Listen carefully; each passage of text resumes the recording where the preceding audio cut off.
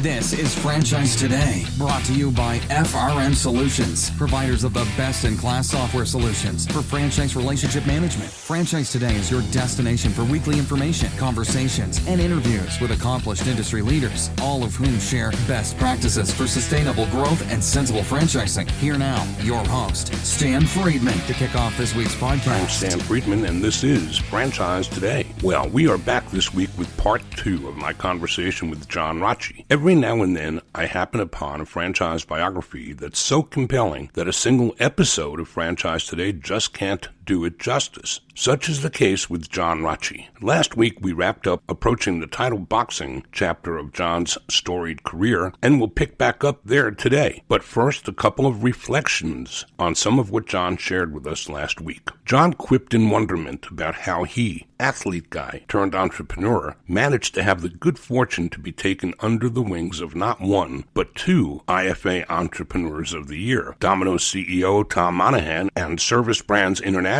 founder, CEO, and serial entrepreneur David McKinnon. To that, I say this: when the student is ready, the teacher appears. And oh, by the way, no coincidence that IFA awarded John those same prestigious honors in 2011. So let's pick back up where we left off with part 2 of John Rotche, from football to franchising, right after this quick timeout. Don't go away. Franchise Today will be right back, but first, a word from our sponsors. Franchise Today is brought to you by Profit Keeper, the #1 franchise analytics platform for franchisors and franchisees, trusted by more than 150 brands and 50,000 franchisees. Profit Keeper connects KPI, benchmark, and royalty data from your locations, groups, and territories.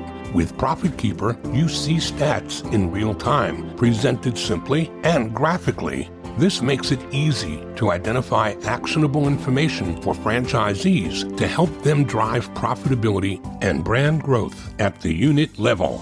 No more wrangling data and guessing what works and what doesn't. To learn more and to get started, visit profitkeeper.com/franchise today. And we are back with John Rotche. What a compelling story. These are the kinds of stories that you can't make up, but you can pick up, John, on all the parallel lines. When the student is ready, the teacher appears. And you're talking about how Bo and Tom Monaghan and how all these people found their way into your life. I have a feeling you were the magnet that brought them to you, but what you did with it is what was compelling. And when you talked about running the corporate store on the Domino's campus, the hours were better, but the pressure was intense because not 1 out of every 100 customers, but 1 out of every customer was a secret shopper. Oh my God. How do you manage that? I love how you kind of describe that as the secret shoppers, right? Because even now, like with Google reviews and all of that, that wasn't that prevalent back then. Yeah. So it really was. This was real life secret shoppers who taught me the importance of consistency. Even today, like when I talk to, franchisees or members of our brand, and I tend to give examples. And this is why franchising is so important. Like I'll ask someone, I said, if you went to a hotel and you ordered a Domino's pizza, and it's supposed to have 40 pepperoni on it, and you got 50, 55. Is that a good thing or not? And most people are always saying, yes, more is better, until they go to the next hotel and then they order a Domino's pizza and it shows up with 40 pepperoni. Then how do they feel? And so I guess that was like one of those lessons learned, that what our customers want is to expect a consistency, right? And it's when that consistency is not there, that's what impacts brand value of a franchise system. And that's not something I probably could have read in a book, or I may have read it in a book, but I don't know if it would have resonated the same way unless I had the executive team down standing in the middle of my store counting the pepperoni. I've used an example about the importance of consistency of experience. I use a couple of examples, one of which is, what would you do if you got on a Delta jet? You walk down the jetway to the cabin, and the captain's standing there in a pair of shorts and a Tommy Bahamas shirt and a stubble on his face, a cigar in his hand, and saying, hey, welcome aboard. What would that do to your expectations of a Delta experience? You getting on that plane? Hell no. I may use that. That's absolutely right. Absolutely right. Which is, I think, the foundation of a good franchise system.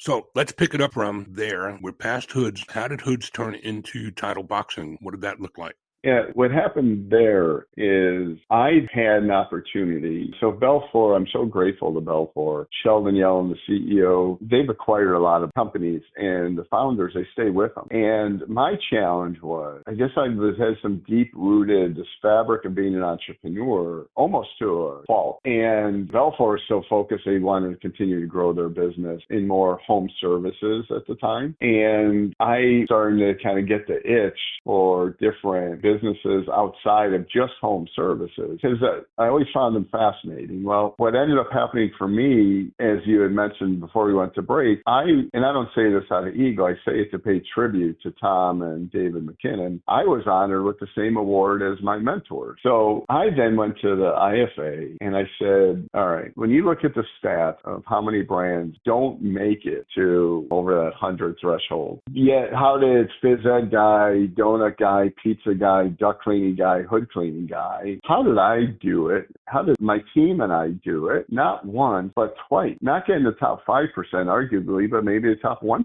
And again, it's not anything that I went to school for. It's because I had incredible mentors, period, end of story. And then an equally as talented team around me. So I went to the IFA. I was a board member at the time, and I said, I'd like to start a mentorship program to help other people the way my mentors helped me. Well, the IFA was all about it, and they supported it. Paul Rocchio from the IFA, he was the biggest supporter for me in the program. So we start a program called Friendship. You go to franchising.org. Today, you'll still find Friendship with it. It's mentored hundreds and hundreds of brands. The first person to join me as a mentor to say, can I be involved, was Fred DeLuca, founder of Subway, 44,000 locations. He was one of the first guys to join to want to mentor other brands. So, and anyhow, I start Friendship. I then get recognized by Entrepreneur of the Year Award. No sooner do I step off stage do I get approached by the two founders of Title Boxing Club. And they're like, hey, here's who we are. They come from more of a sales background. One was a big salesperson. The other was a retired boxer and boxing promoter. And so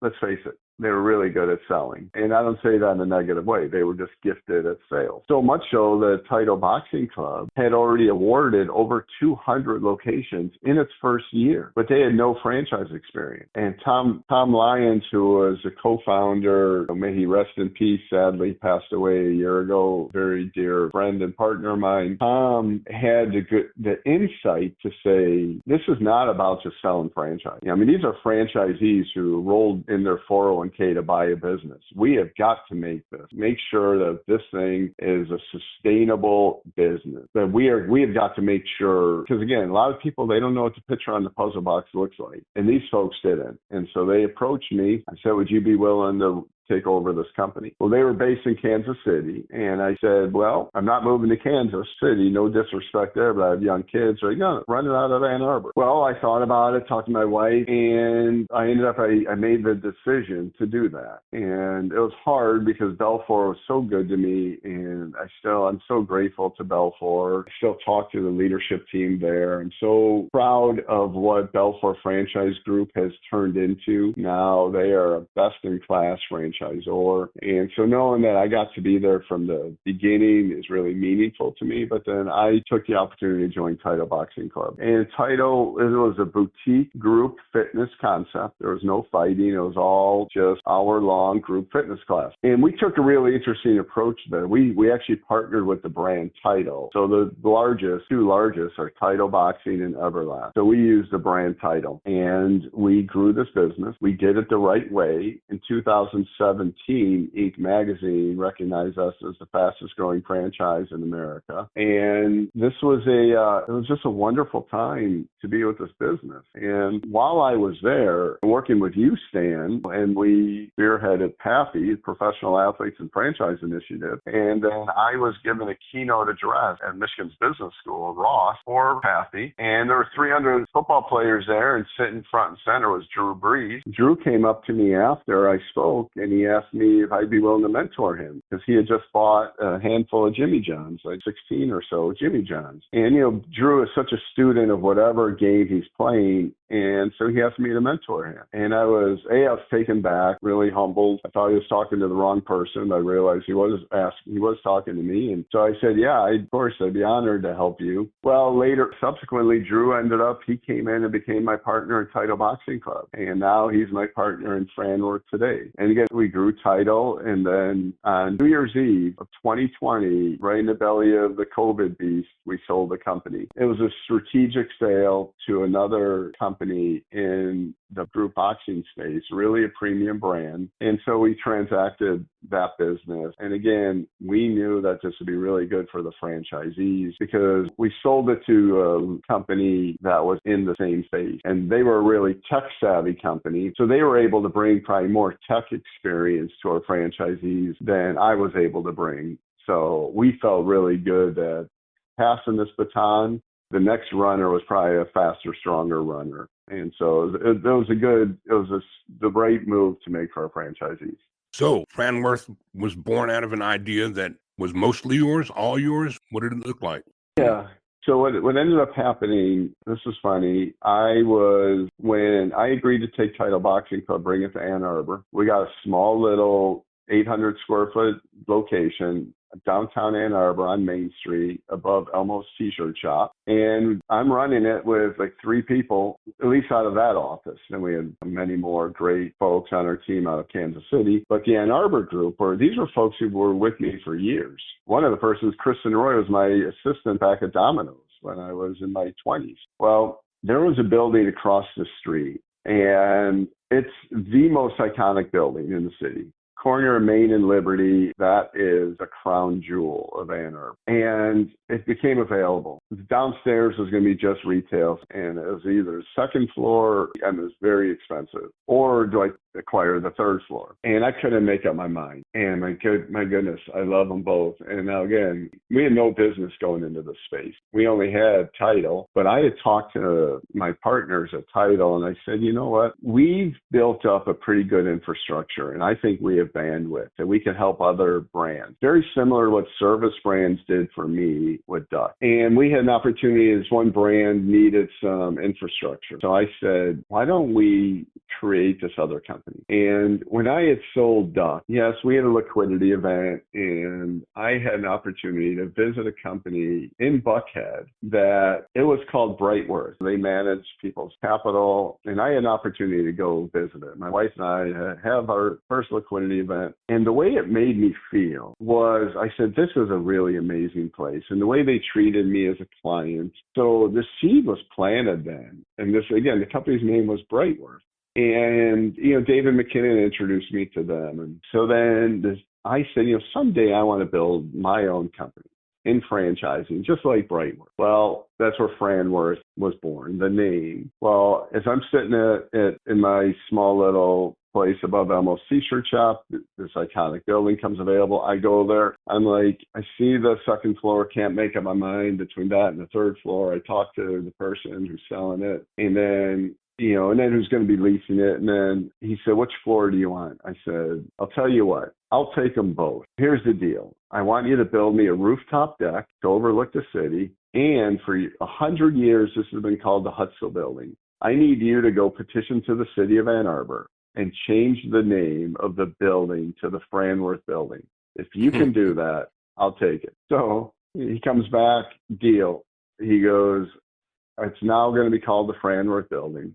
So I'm like, all right. So myself and my 3 other team members in our 600 square foot, we are now moving into the Franworth Building. I'll never forget the big crane that came with, this was a proverbial, it was etched in stone. This huge, massive stone, like 8 foot high, like about 4 feet high, Franworth Building, literally etched in stone, gets put over the door. And we didn't have one other brand. We had no other employees. There were the 4 of us in this massive, iconic building. We could play racquetball or full court tennis on any floor. And so now it's like talking about burning the bridges after us. Go acquire a building and name it the Franworth Building. And you don't even have a company yet. Not one brand other than what we had with Title. That's how Franworth was born. And we've never looked back. We've been at it 10 years. Now we have 7 brands, 6 soon to be 7. And it's kind of funny. I'm following the footsteps of my mentor, David McKinnon. What David did for me, Amy and I, my wife and I, gave us this opportunity. He partnered with us. I retained equity, but I couldn't have done it without him. I mean, I know it. Even though I was an executive at Domino's, an executive at Krispy Kreme, to build a franchise system, that is not for the faint of heart. Thank goodness, thank goodness Service Brands did it for me. So that's what Brandworth does. That we're doing it for other brands, and hopefully we're going to deliver, just as good of an experience as David McKinnon did for me. David told me once, in fact, he told it to me right here on Franchise Today. He told me that he built out all of the tools and all of the systems and all of the technology and everything that made Molly Maids. And then he figured out, okay, well, I'm running out of markets available. Where else can I take these same systems, processes, procedures, and technologies and put them to work in another business that would benefit the same way that Molly Maid did, right? And so he was smart enough, and obviously you are too, to realize that the systems are brand agnostic. The systems are what makes a franchise scalable. And so if you've got a worthy brand that the market is going to be receptive to, and you put these tools and these systems and frameworks in place, it ought to replicate just the same way as the Maid business did. And you could do it with something else. And I look at the diversity of brands that you've taken in under Franworth. And while it might look to some to be eclectic, what's mosquitoes got to do with sugaring? But to me, it seems like when you have the right systems in place and you have the right leadership in place, if you've got a brand that's worthy, and that worthy comes with Franworth, right? What a better way to do this? That's what I see.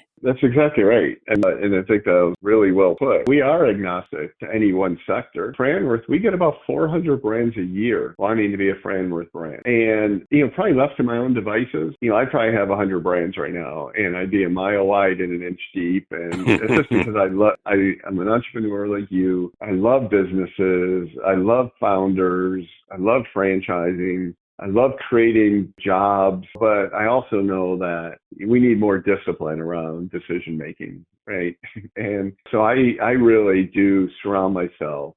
I do my best to surround myself with people that are smarter than me, and that their said job description and more disciplined in certain areas. Like I know where I need to spend my time, and I know where I should not be spending my time. And so, you're right, whether it's mosquitoes or milkshakes, or it doesn't matter. It's the same system. And where I get really passionate about is, everyone has their own philosophy, like with Discovery Day, or some brands call it Confirmation Day, or this is just the way I feel about it is that's an emotional day for people, right? Because more often than not, the franchisor they're going to really show very well, and they're going to do a good job.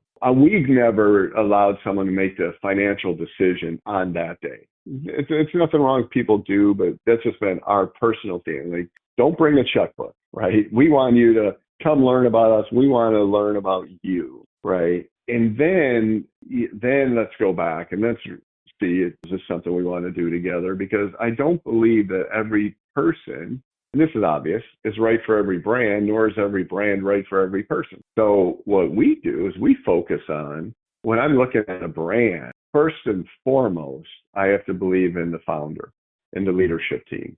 Like, are these people I want to do business and do life with? Then we look at the brand. Will this work in a franchise model, a franchise economics? Can a franchisee achieve what it is they choose to achieve within realistic expectations based on the brand? We look at what the end market is. Is it sustainable? Is this going to be a fad? Because again, we take it really, Simon Sinek has a great talk about finite mindset versus an infinite mindset. And we take an infinite mindset approach to our businesses, meaning, maybe things happen, and like in some of my examples in the past, there was a strategic acquire that we felt will be able to bring more value to our franchisees. But that's not what we go in. When we go into a partnership with a business, we're going into it with an infinite mindset. We want to build long-term, sustainable businesses that perhaps can be generational. And that's what becomes just very, very rewarding. And to your point,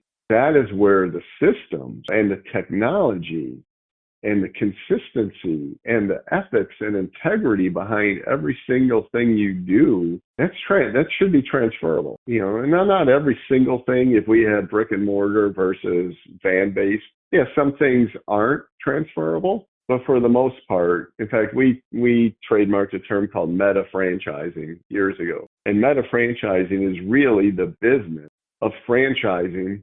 And one of the things that I'll look at, and I'll tell this to let's say Milkshake Factory.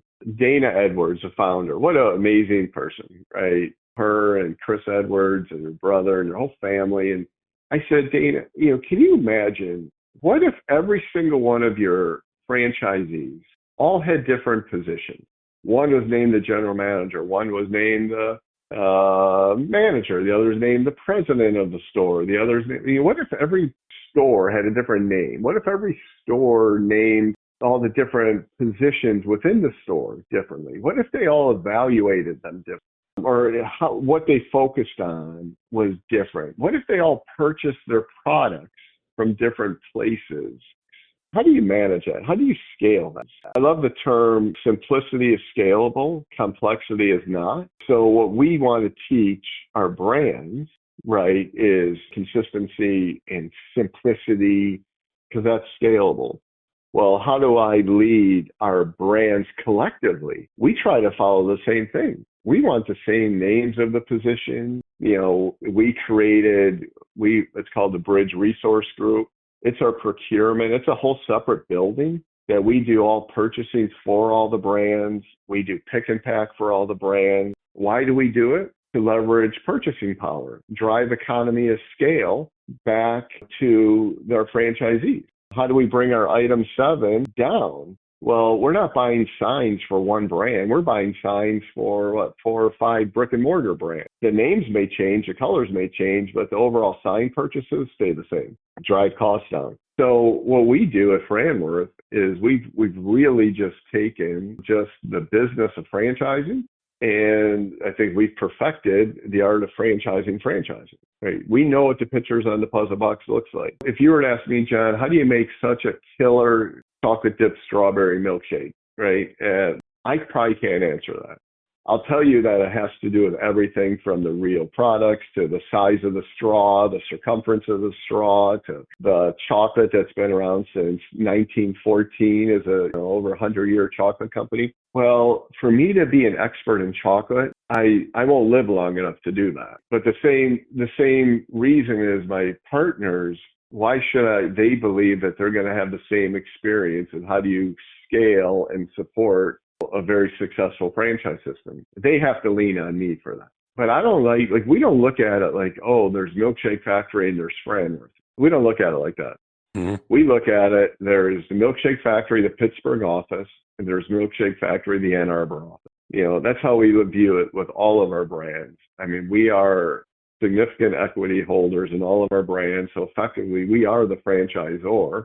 We just serve different positions. That's all. We're going to take another quick break, John. And when we come back, I want to dive into something that was prompted by a statement you made earlier about the difference between Domino's pre and post Tom, and tie it to the thought that you just left us with. We're talking today with John Rotche, founder and CEO of Franworth, and I'm going to wrap it all up here in a few minutes with a couple of more questions to John, but not before we take this quick timeout. So please don't go away. We're coming right back with more Franchise Today. Franchise Today will be right back, but first, a word from our sponsors. Franchise Today is brought to you by FRM Solutions, offering the only CRM tool built exclusively for franchising that lets you have it your way. Whether you're a single brand needing professional tools across departments or a portfolio of brands needing franchise-specific CRM across the enterprise. Either way, FRM satisfies the needs of many with the power of one. That's right, one single instance of FRM is all it takes across departments or across brands. So if you've had it with inflexible, one-size-fits-all CRM, end your frustration today. FRM offers robust dashboarding, tailored reporting, and with open APIs, FRM pushes, pulls, and integrates with other databases, providing you with a single source of truth. Don't just take my word for it. Visit them at frmsolutions.com and order up a demo today. And we're about to hit the final turn here with John Rotche. This has been an amazing conversation over 2 episodes. John, you said something earlier it might have been back in the first half of our discussion, but I remember hearing you talk about the difference between what it felt like working for Tom Monaghan, and when the company went to private equity, it wasn't that was a bad thing, but something changed. And to me, I've had many conversations over the course of the last 5 years post-COVID, asking, in the world that we're in today, where we're seeing such an incredible pace of roll-ups and private equity putting umbrellas up over brands and market sectors and creating portfolio companies. The thing that concerns me, John, and I don't know the answer to this, I know that there are positives that are beneficial to a founder-led brand now having private equity available to hit the gas and have professional tools and the ability to bring in professional people and systems. But a part of me wonders what happens when that brand president or founder exits. And you kind of touched on that with your experience at Domino's. What are your thoughts there? Yeah, so it's a great topic and something I'm really passionate about. So here's what I believe. I don't think that there is an end-all, be-all answer that is a good, is a bad. It could be both. I've seen sometimes brands, the founder wants to stay in, but they're undercapitalized and they're stuck. They only have 30, 35 locations. And we know there's not enough royalties flowing through to be able to provide the necessary infrastructure. There's not enough money flowing up to the ad fund to be effective. And so the people who take the blunt of that are the franchisees. And like what I tell franchisees, I'll say, I hear this all the time that all corporate cares about is selling franchises. I always say it's not all we care about, but it's in the top 2. Number 1 is successful, profitable franchisees. Because if you don't have that, nothing else matters. But once you have that, then yes, I want to grow. You want us to grow, okay? Because I talk about successful franchisees, right? They're going to create their own unit value, their own EBITDA at said location. Well, a well-run brand that's growing, now you're going to have brand value on top of it. Positive brand value is going to accelerate unit value. Yet at the same time, if you have brand value that's eroding for whatever reason, and we've seen lots of reasons with some big brands that the brand value got tarnished. A brand that has tarnished brand value is going to erode the unit value of those franchisees. So why do I say that? I say that because sometimes, whether it's private equity or strategic, can come in and accelerate the brand, add more capital. They'll bring in some leadership, because I've seen some founders that maybe it's time for that founder to step aside, and they can bring in the right leadership, and it will be accretive to the franchisees.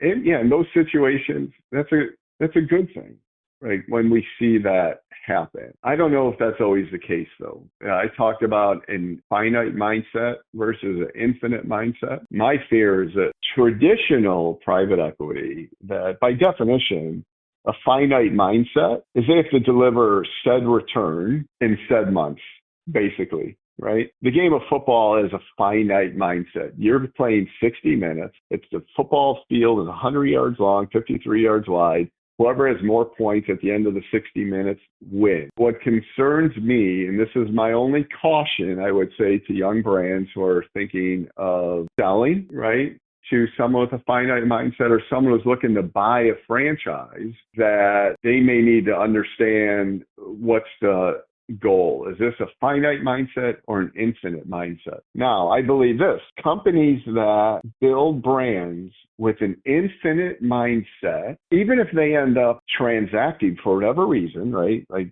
again, I did, but I think I made it clear as to why I did, as strategic. But I went into it with an infinite mindset. I think if you go into it with an infinite mindset, you build systems that are intended to be long-term sustainable systems. You hire people that, with the intention, long-term thinking. You make decisions for long-term thinking. I believe brands that set out with an infinite mindset, even if they transact early, those are better brands. They're Those brands are built better than brands who went in specifically with a finite mindset. A finite mindset. We have got to put on as many units. So what they refer to as a snow report, sold but not open, that we have a strong snow report and our EBITDA is as good as it can be. Well, sometimes that comes at a cost. It comes at a support cost to the franchisees. It comes at a cost with, was it the proper franchisee selection?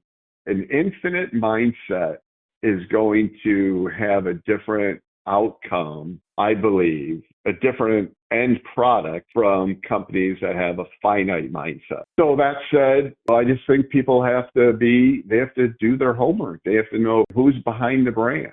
And what's the track record of the people behind the brand? Well, what is their hold period? And when they do, if they do have a shorter hold period, what's their history show on who they sold to? So again, I just think in today's day and age, the buyer, the franchisee, I say this all the time, I don't want emotional candidates. I want people to be educated candidates. Like if someone loves the cookie jar milkshake, a milkshake factory, that doesn't mean they should go buy one. Or own one and open one. Maybe they should just be a great customer, right? And so I really encourage, when I talk to franchise candidates, they really need to be educated. They need to have done their homework. At the end of the day, would I rather have a franchise system built with behind 100 educated, non-emotional franchisees? I take that all day long over 100 emotional franchisees. So I think it's our job, and I think it's our job as franchisors. I think it's our job as an industry is to be as transparent as we can, because this is real life. The way you started this show, Stan, what I love about this show is because you get it. It is people didn't grow up with a lifelong dream and ambition to own a franchise. More often than not, a lot of franchise candidates are in their mid-50s. They may not find themselves as employable as they once were. They're not necessarily in a position to retire because they're still putting kids through school. And so franchising can be a wonderful, wonderful opportunity for them, a wonderful vehicle for them, if it's done right.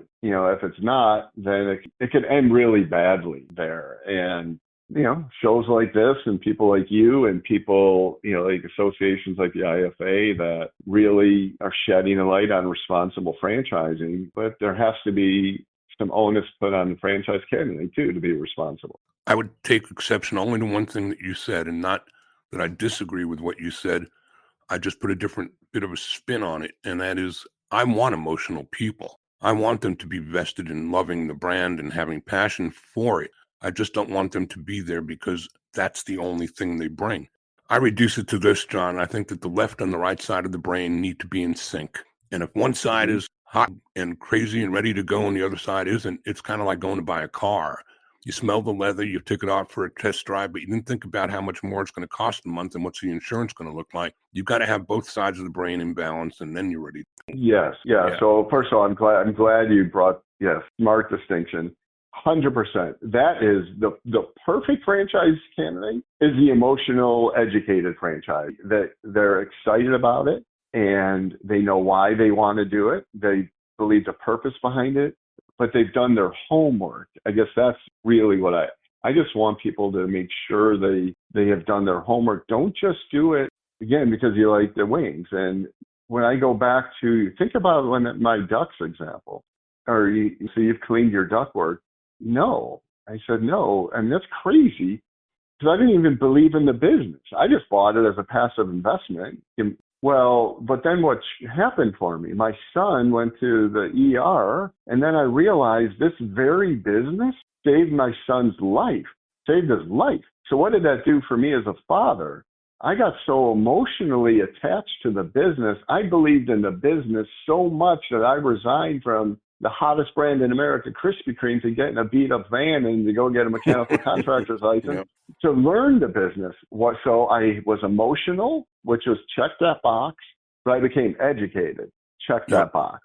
So I'm glad you brought that up because yes. And I don't also want 100 franchisees who are just educated who are not emotional towards the brand. I want to build a tribe. I want people so passionate about the brand, but I just want them educated. That's all. Powerful stuff, John, and it's a great place for us to park and say we've covered an awful lot of real estate here. I'm certain there are going to be people who've listened to either or both of these episodes and are going to have a strong appetite for more. How do they find you again, John? Yeah, well, Stan, first of all, I love reconnecting with you. What's old is new again, and I just love the quality time. Appreciate you having me on. Best way they could reach me is my email is John, John, @Franworth, FRAN as a Nancy, WORTH.com. And yeah, I'm also on LinkedIn and so forth too. So yeah, I'd love if anyone has any questions, or I'll always get back to people. So again, I appreciate you having me on.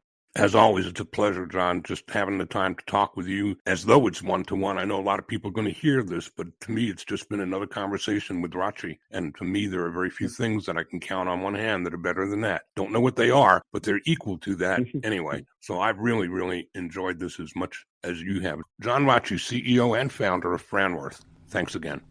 Well, that's a wrap for this week. Next week, we're joined by Keenan Fisher, managing partner at Tommy Gunn's Original Barbershop, with more than 85 units across Canada, 15 more across Australia and New Zealand, and their first U.S. location open in suburban Phoenix. Tommy Gunn's Original Barbershops are getting ready to make some noise across the U.S. of A. Keenan Fisher next week, right here to tell us all about it on Franchise Today. Until then, I'm Stan Friedman, wishing you the best, the very best of all things franchising, and Franchise Today is out.